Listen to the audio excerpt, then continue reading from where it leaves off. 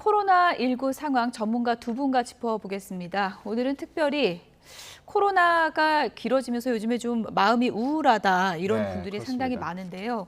마음 건강을 좀 챙겨보는 시간도 마련했습니다. 연세대 세브란스 병원 진단검사의학과의 이형민 교수 그리고 홍창형 아주대 정신건강의학과 교수 모셨습니다. 두 분 안녕하십니까? 어서 오세요. 네. 예. 우려했던 대로 광복절 연휴 후유증이 나타나고 있습니다. 2,000명이 또 넘었어요. 예, 맞습니다. 어제 같은 경우에는 코로나19 확진자가 2,152명 나왔고요. 그중에서 이제 국내 지역 발생이 2,114명, 그다음에 해외 유입이 38명이었습니다. 예. 그래서 저희가 이제 그동안 가장 많이 나왔었던 게 그 8월 10일 날 정도 저희가 나왔었고 2,145명이 나왔었는데요. 거의 거기에 준할 정도로 많이 나왔습니다. 근데 지금 이 내부 양상, 그러니까 세부 양상을 살펴보시면은 지금 가장 크게 문제가 되는 게 이 2,000명이 넘는 확진자가 나온 것 중에서 인구가 밀집되어 있는 수도권이 지금 어저께 1,364명으로 64.5%입니다. 그래서 예. 수도권이 지금 사회적 거리두기 4단계에도 불구하고 전혀 억제되지 않고 약간씩 오히려 느는 지금 양상으로 처음에 한 7월 정도쯤만 하더라도 약간씩 주는 양상이었었는데 전혀 효과가 지금 거의 안 나타나는 건가요? 네, 그러면 지금 거의 거리두기가? 효과가 예. 누르는 정도이지 이게 줄이는 효과는 지금 없는 걸로 생각이 되고요. 네, 또 한 가지 중요한 거는 지방 발생도 750명, 그중에서도 부산, 울산, 경남이 합쳐서 311명입니다. 그래서 지금 지방 쪽도 전혀 지금 안심할 수 있는 상황이 아니라는 게 현재 상황이 되겠습니다. 네.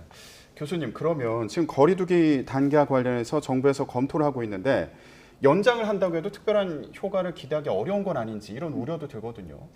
근데 지금 저희가 이 코로나19에 대한 방역 효과를 어떻게 보느냐에 따라 좀 달라질 것 같은데요. 애초에 계획했던 거는 강한 4단계를 빨리 적용을 함으로써 코로나19 확진자 숫자를 줄이고 거기에 따라 경기를 좀 안정화시키고 사회적 거리두기를 완화하겠다라는 생각으로 사실은 4단계를 적용을 했던 거거든요. 근데 지금 거기에 따른 감소 효과가 나타나기보다는 이게 오히려 4단계가 그냥 지금 확산세를 누르는 정도의 효과만 나타나고 있는 상황입니다. 그래서 이거를 우리가 원하는 만큼 나타나지 않는다고 해서 효과가 없다고 볼 것이냐. 근데 그건 아닌 걸로 생각되는 게 예. 만약에 우리가 4단계 안 들어갔으면은 지금 거의 3,000에서 4,000명 정도 확진자를 봤을 수도 있거든요. 누르는 것 자체가 또 큰 효과라고 볼 수도 있는 거군요. 맞습니다. 예. 지금 우리 사회, 우리 의료계가 감당할 수 있는 코로나19 확진자 숫자는 제가 보기에 일일 2,000명 정도가 한계라고 보거든요. 그 다음부터는 우리가 코로나19 중환자나 각종 환자들을 보기 위해서 많은 의료자원이 투입돼야 되기 때문에 거기에 따른 의료자원 소모가 생길 거고 따라서 다른 질환자를 보기 어려운 즉 콜라테럴 데미지가 생길 가능성이 높습니다. 지금도 저희 병원 같은 경우에도 코로나19 확진자 중환자 21명을 보기 위해서 병동 2개에 해당되는 자원이 지금 쓰고 있거든요. 사용되고 있거든요. 그럼 병동 2개면 거의 100명 정도의 입원 환자가 지금 못 들어오고 있는 상황입니다. 그래서 이런 것들이 더 늘어날 거기 때문에 더 이상 생기지 않도록 지금 누르는 것만으로도 의미가 있는 거고, 근데 다만 이걸 언제까지 가져가야 될 것이냐.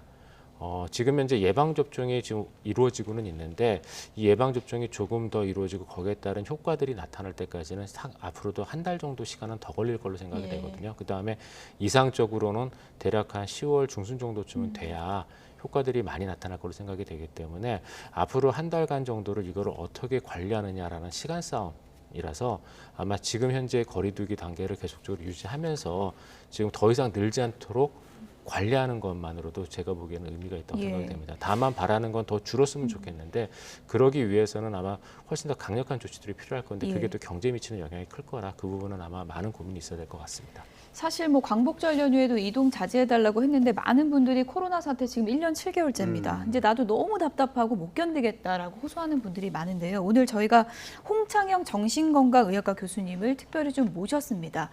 많은 분들이 지금 코로나 블루, 코로나 우울증을 호소하고 있는데 코로나 사태 최전선에 서 있는 우리 의료진들이 지금 상당히 좀 심각하다 그래요? 네, 맞습니다.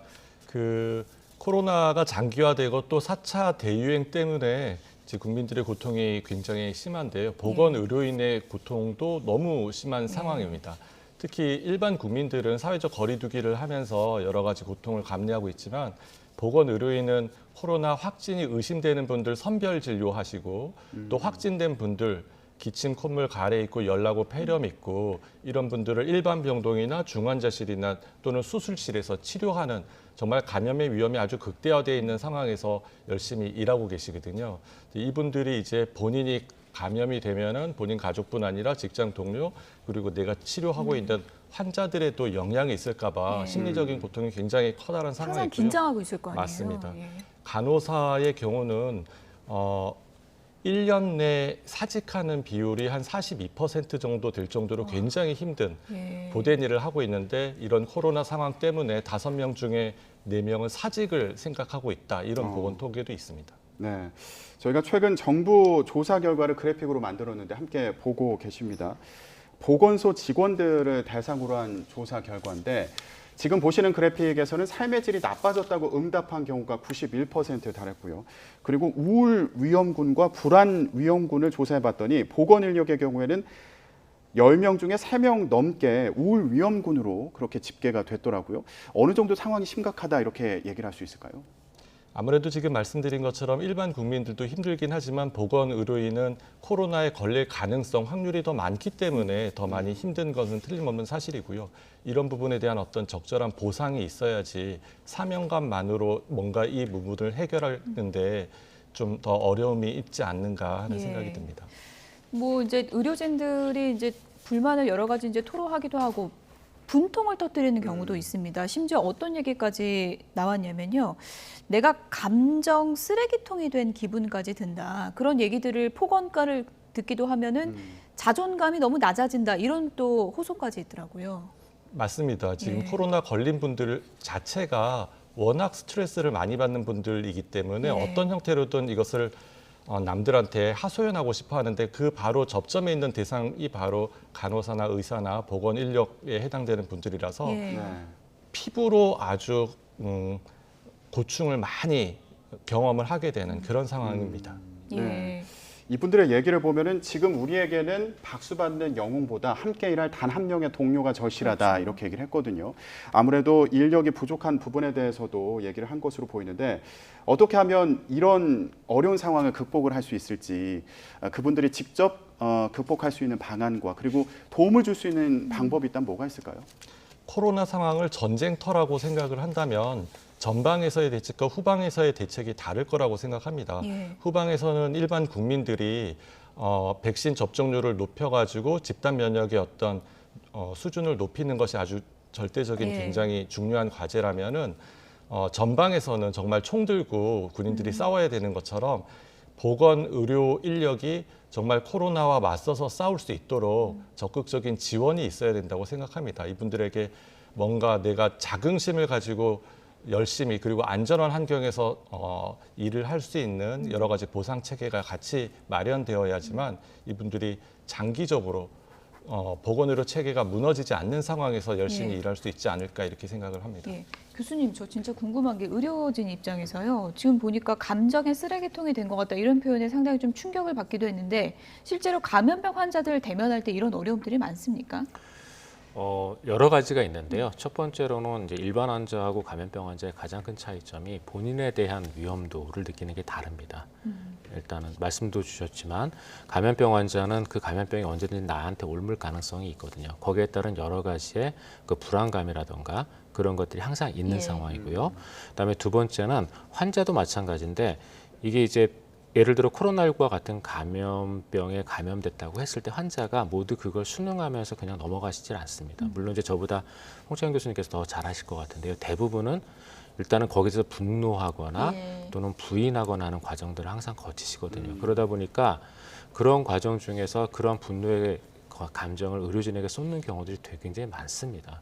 그리고 또 모든 환자들이 다 그런 것들을 순응하면서 얌전히 병실에 계시지도 않거든요. 또 기본적으로 이제 병실에 계시는 매너나 이런 것들이 또 문제 있는 분들도 있다 보니까 이러한 여러 가지 어려움, 진짜 일도 힘든데 거기에 대해 본인이 감염될지도 모른다라는 위험성과 그다음에 그런 환자들에 대한 여러 가지 것들을 맞부딪힌 의료진이 다양한 어떤 정신적 예. 피로도에 노출되는 경우가 많다고 생각이 됩니다.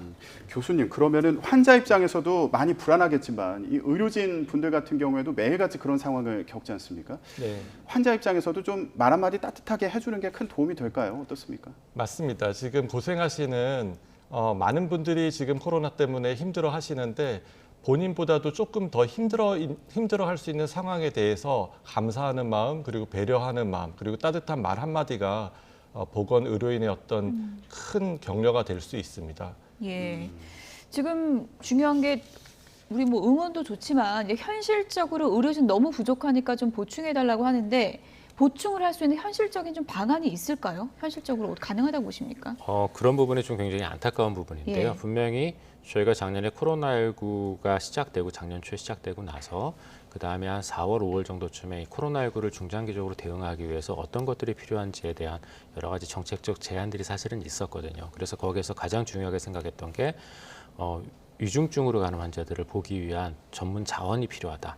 인력이 필요하다라는 지적이 사실 있었습니다. 왜냐하면은 위중증 환자를 보는 전문 인력은 단기간의 교육으로 해결될 수 있는 문제들이 아니거든요. 예. 그래서 거기에 대한 재원이 있었음에도 불구하고 결국은 3차 대유행 때 거기에 대한 준비를 하지 않았기 때문에 저희가 결국 행정명령을 동원을 해서 일반 의료기관에서 중증 환자 보는 그 의료 자원의 일부를 코로나19 중증으로 돌렸거든요. 예. 그런데 문제는 그러고 나서 지금 다시 또 뭐 한 8개월 정도가 지났는데도 여전히 거기에 대한 의료 자원의 어떤 교육이라든가 확보가 없이 지금도 위중증 환자가 늘어나니까 이걸 다시 이제 행정명령으로 지금 해결을 할 수밖에 없는 상황이 돼버렸거든요. 근데 말씀드렸지만 행정명령으로 1.5% 중증 병상을 확보해라 할 수 있습니다. 할 수 있는데 문제는 그만큼 일반 민간 의료기관이 환자를 보는 숫자를 줄여야 됩니다. 저희 병원 같은 경우도 37명 정도 위중증 환자를 보려면 병동 4개를 닫아야 되고요. 그러면 200명의 환자가 입원을 못 합니다. 아, 그렇군요. 저희 병원에 찾아올 정도면 다른 질병도 굉장히 심각하신 그렇죠. 분들이거든요. 그러면 그런 분들 200명이 입원을 못 한다라는 거는 분명히 지금부터는 콜라테럴 데미지가 발생할 가능성이 높아지는 거거든요. 근데 이런 부분들에 대한 대응이 있었어야 되는데 사실은 부족했고 그러다 보니까 지금 이제 위중증 환자가 늘고 있는데 거기에 대한 대응 여력 자체가 없는 상황이거든요. 지금 위중증 환자가 어저께만 하더라도 13분이 돌아가셨고 24명이 늘어서 지금 390명까지 늘었습니다. 이제 아마 이거 조금 더 가면 이제 400명까지 갈 거거든요. 왜냐하면은 코로나19 위중증이 되기 위해서는 보통 감염자가 나오고 보통 1, 2주 정도 시간이 걸린 다음에 위중증으로 가거든요. 예. 그러면 최근에 2,000명 정도 지금 나오고 있는 것들을 고려하게 되면은 다음 주, 다다음 주 되면 분명히 400명 넘어갈 겁니다. 여기에 대한 대응들이 이제 필요할 때가 됐습니다. 예. 네. 이렇게 1년 넘게 코로나19 상황이 계속되면서 의료진들도 여러 가지 이런 어려운 상황에 직면해 있는데 이뿐 아니라 또 다른 어려움에 있는 분들도 여럿 있습니다. 저희가 관련해서 궁금증을 준비했는데요. 보여주시죠. 네, 이런 경우가 있습니다. 시골에 홀로 계신 어머님이 걱정이 된다는 거예요. 예, 경로당도 문을 닫아서 하루 종일 TV만 보시고요. 요즘에 기억력도 떨어지신 것 같은데 저는 자주 뵈러 갈 수가 없는데 어떻게 해야 될까요? 예, 사회적 거리두기가 길어지면서 생기는 그런 현상인데요. 어르신들은 경로당이나 복지관, 주간보호센터 다니시면서 정기적으로 활동을 하시는 게 굉장히 중요한데 그렇게 되지 못하거든요. 예. 이 상황이 길어지게 되면은 아마 추석 때도 자녀분들이 부모님 찾아뵈러 가기가 좀 어려워질 수도 그렇죠. 있는 그런 상황인데 저희가 진행한 연구에 의하면 일주일에 한 번 전화를 하는 것이 예. 한 달에 한 번 방문하는 것과 동일한 우울증 예방 효과가 있다라는 것을 저희가 밝혀냈는데요. 예.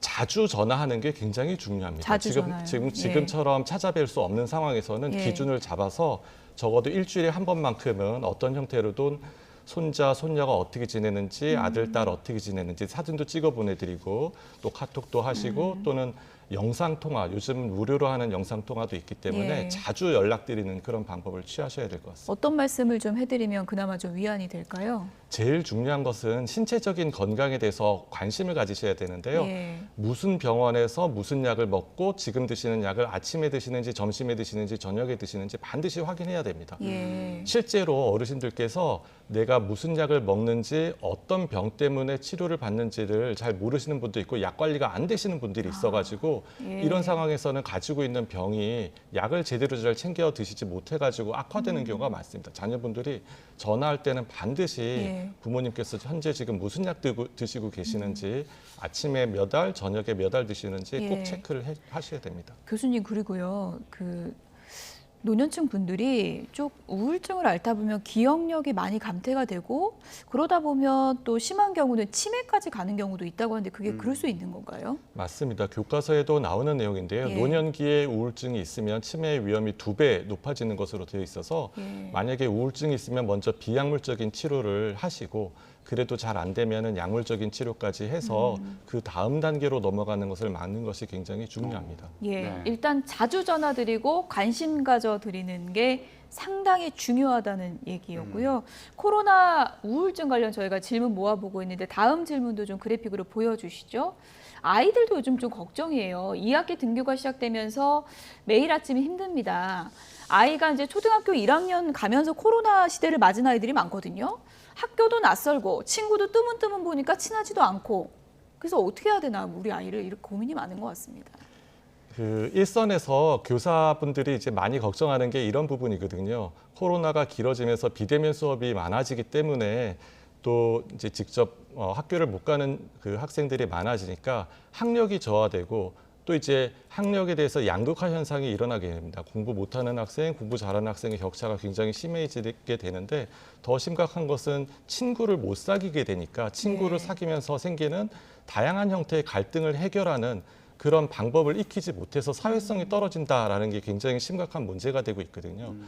그런데 여기서 이제 부모님들 그리고 교사분들이 아셔야 되는 거는 우리 청소년들은 적응하는 능력이 상당히 잘 되고 있습니다. 그러니까 어른에 비해서 어떤 환경에 어려운 환경에 처하더라도 예. 쉽게 잘 적응하는 그런 능력이 있기 때문에 예. 잘 격려해 주시고 학교 가는 것을 잘 칭찬해 주시고 또 친구들 많이 사귀는 것에 대해서 많이 배려해 주고 격려해 주는 게 필요합니다. 근데 아이들이 진짜 적응 잘해서 그러지 집에서도 요즘 마스크를 안 벗는다 그래요. 네. 네, 교수님 그러면 이 아이들이 이제 학교에 가서 사회성을 기르는 것도 참 중요할 텐데 요즘에 이제 그러지 못하는 상황이었지 않습니까? 그러다 보니까 이 아이들 같은 경우에도 백신 접종해야 되는 거 아닌가 이런 얘기들도 나오거든요. 지금 상황이 어떻습니까?